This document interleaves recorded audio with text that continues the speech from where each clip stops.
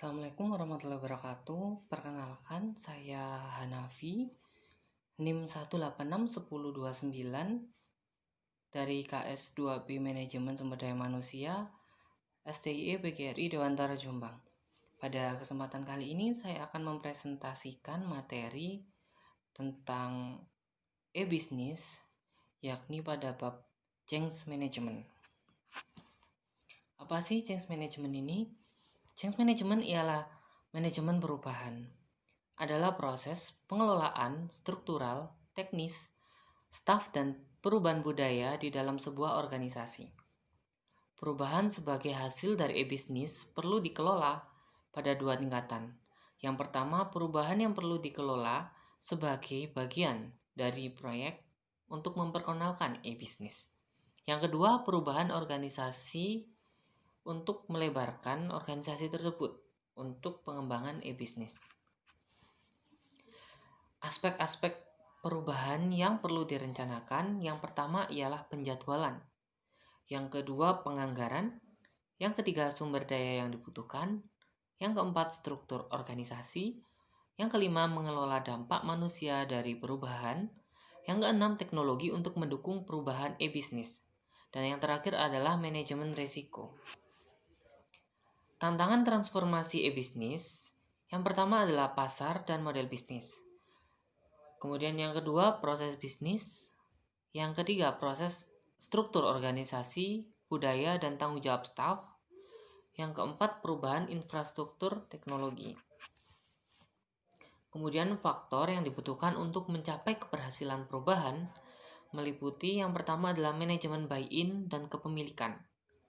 Yang kedua, manajemen proyek yang efektif.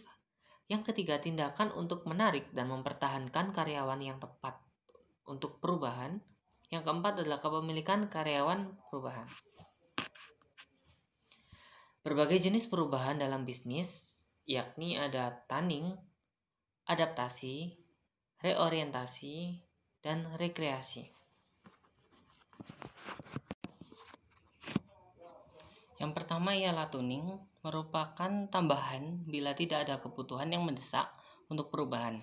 Hal ini dapat dikategorikan sebagai melakukan hal yang lebih baik. Prosedur atau kebijakan baru dapat digunakan untuk meningkatkan efisiensi proses, misalnya untuk mengurangi waktu ke pasar atau mengurangi biaya dalam melakukan bisnis.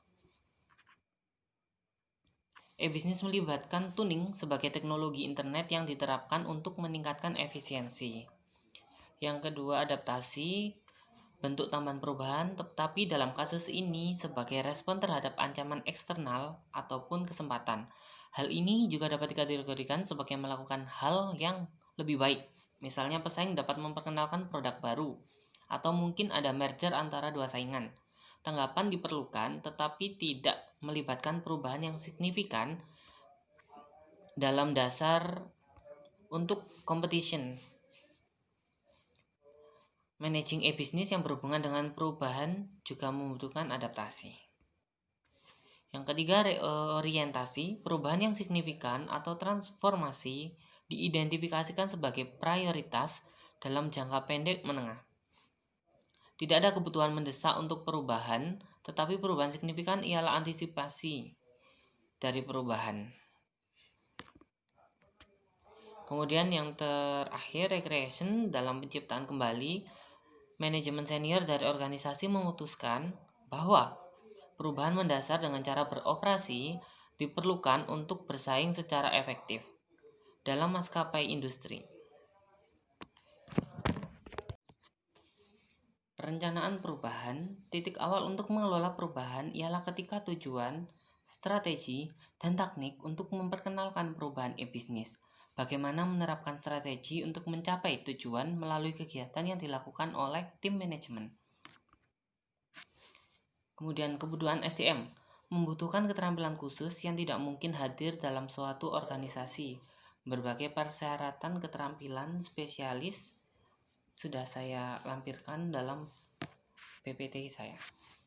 Kemudian retensi staff, yakni yang pertama keterampilan variasi. Yang kedua identitas tugas, yang Ketiga, tugas signifikan atau pentingnya pekerjaan. Yang keempat, otonomi atau kebebasan dalam menyelesaikan pekerjaan. Yang kelima, umpan balik dari majikan. Kemudian pendekatan mengelola perubahan. Hayes 2002 mencatat bahwa kekuatan eksternal perusahaan mungkin sulit untuk dikelola dan dikendalikan dampak perubahannya. Akan tetapi, pandangan voluntaris bahwa manajer dapat membuat perbedaan penting untuk mengelola dampak perubahan.